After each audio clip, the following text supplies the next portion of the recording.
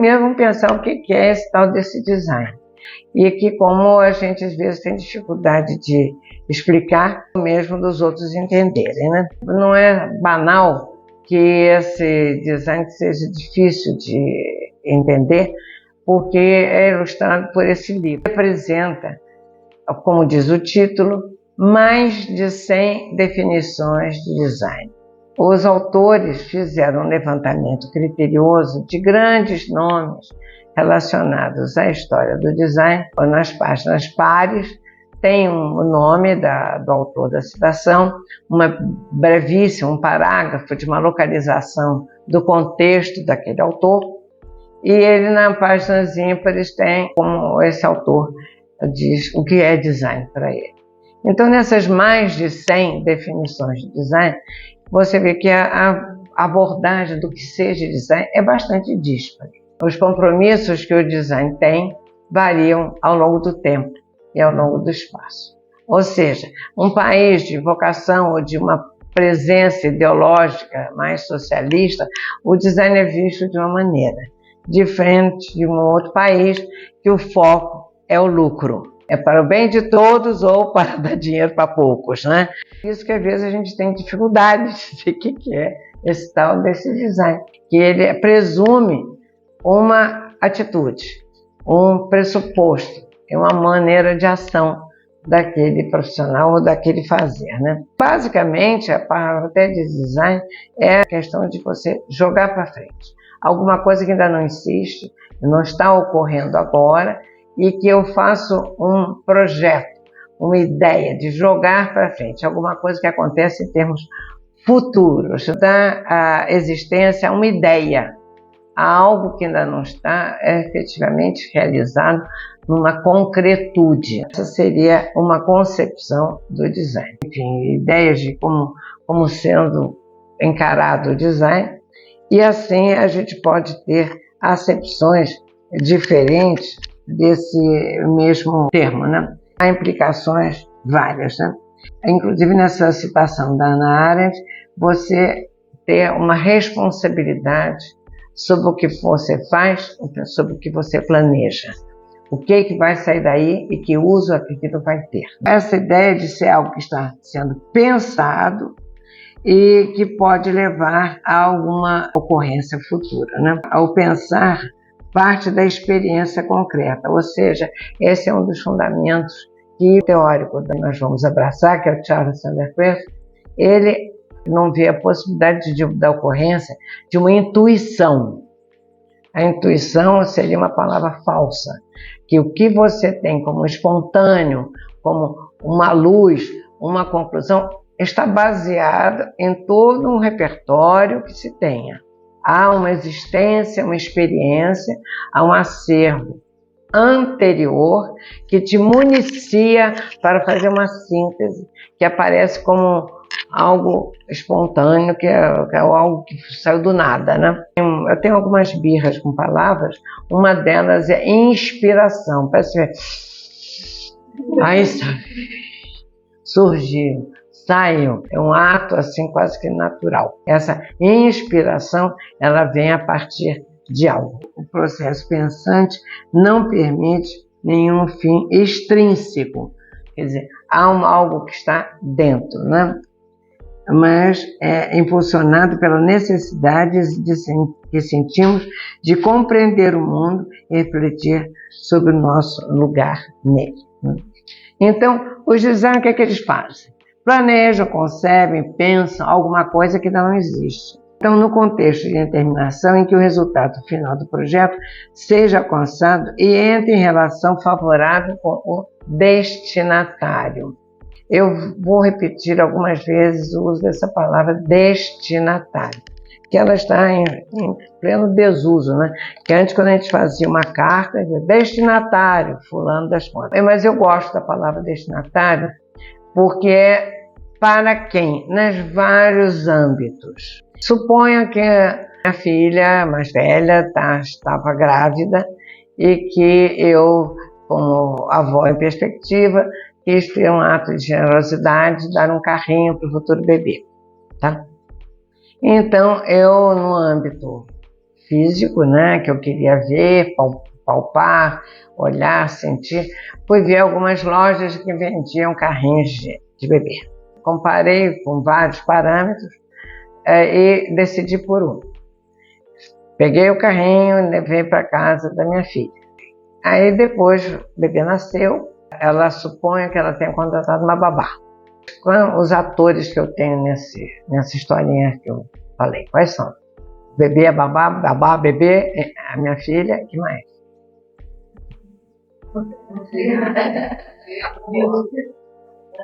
Vovó,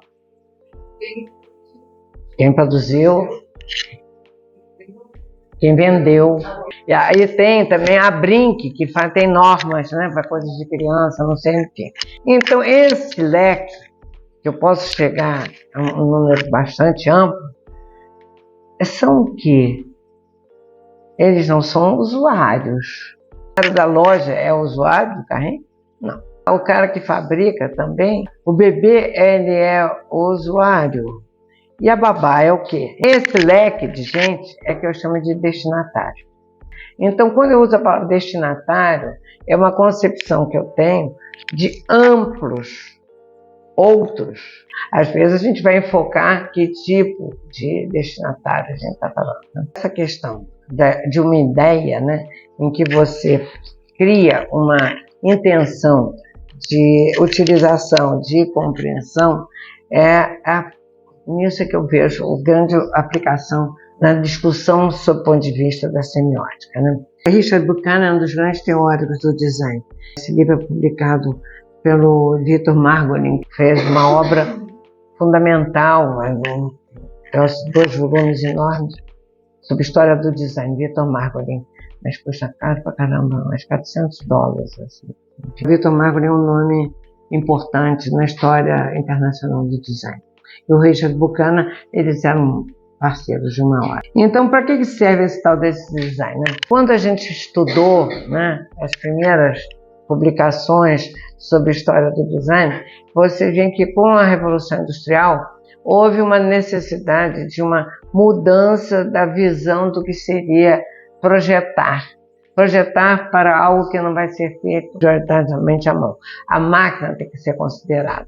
E como a máquina torna possível algum tipo de projeto. Essa adequação da forma ao processo industrial, né, foi uma das primeiras demandas, que as coisas eram pensadas para serem feitas com as mãos. E depois a gente pensa nisso, como é que isso pode ser melhor ou adequado à máquina, né? A partir de um pensamento do século XX, principalmente depois da Segunda Guerra, a questão da usabilidade, da coisa ser adequada a quem vai utilizar, né?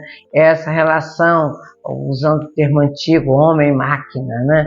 Ou seja, como é que, em vez o homem ter que se adaptar à máquina, você pensar que a máquina vai ter que ser usada por um ser humano, né? Começar a se pensar a questão de tempo e movimento, né? É tudo muito voltado para a produção.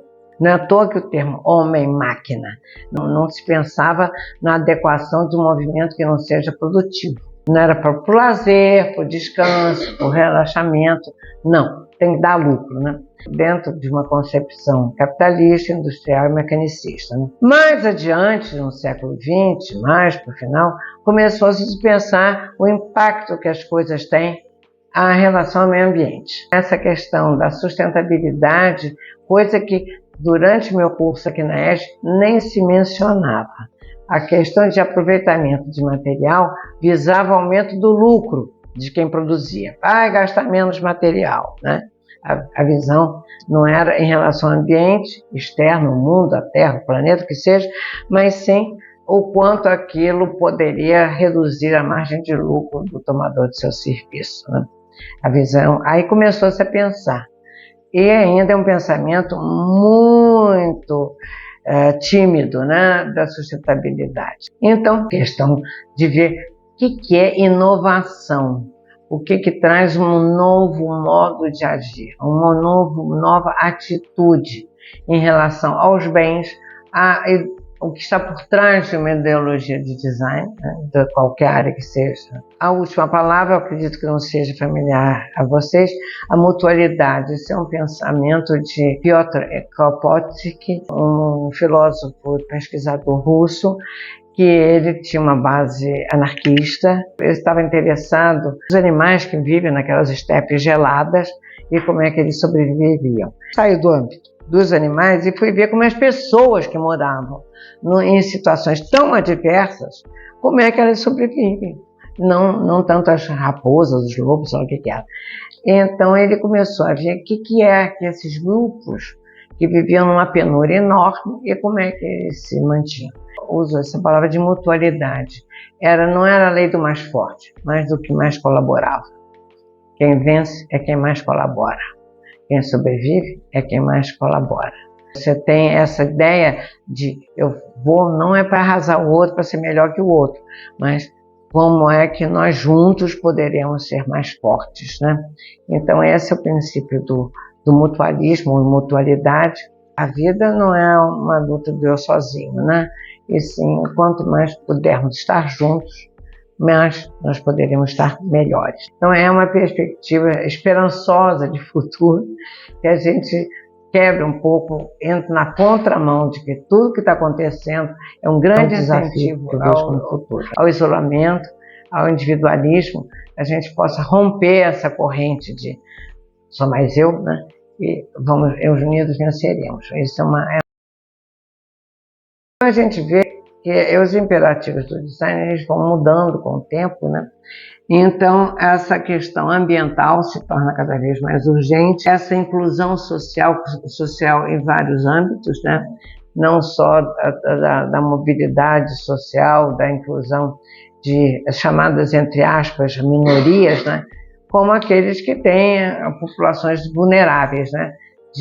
Para pessoas com algum tipo de deficiência, de alguma limitação, e o quanto a gente pode gerar possibilidades de um mundo mais acolhedor para um grupo maior de pessoas. Por um lado, essa busca pela individualização, né, e do empreendedor, que eu acho uma palavra assim, para mim é meio maléfica, mas enfim, por alguns aspectos, né, que botam nos ombros de pessoas que não têm qualificação um desafio de sucesso que elas não têm instrumental para isso. E outros aspectos, essa interconectividade de ciência e tecnologia, e que eu acho que o design é uma das profissões que tem isso mais no seu cerne, né?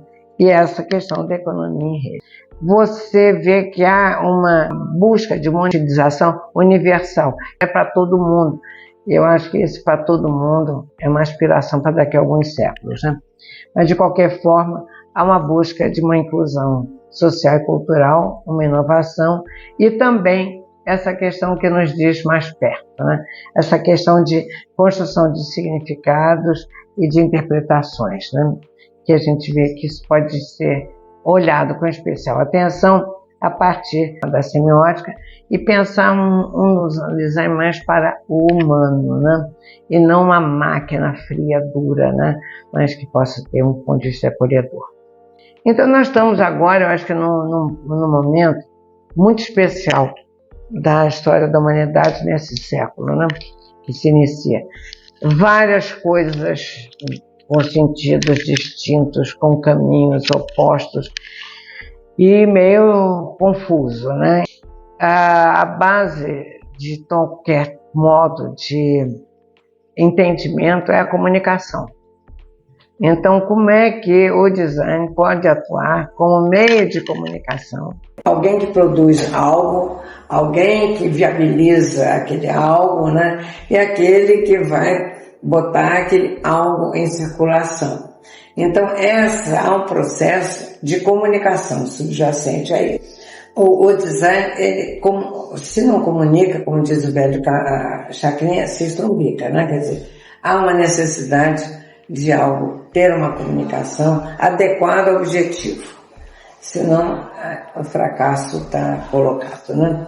A comunicação é, portanto, uma semiose teleológica em que o emissor visa, em um primeiro momento, que a mensagem seja compreendida pelo intérprete. E e, em momento posterior, gera algum efeito sobre ele, promover um sentimento, instigar uma ação ou fixar uma crença, né?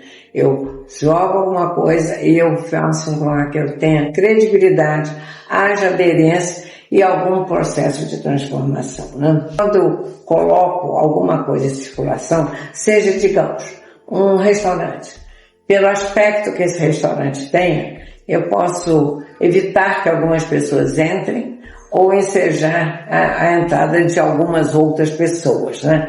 Pela decoração, pelos materiais, desde o tipo de iluminação, de processo de ingresso, se é portona, se é portinha, né? Como é que a coisa se mostra acolhimento ou, ao contrário, uma certa retração para aquele tipo de gente.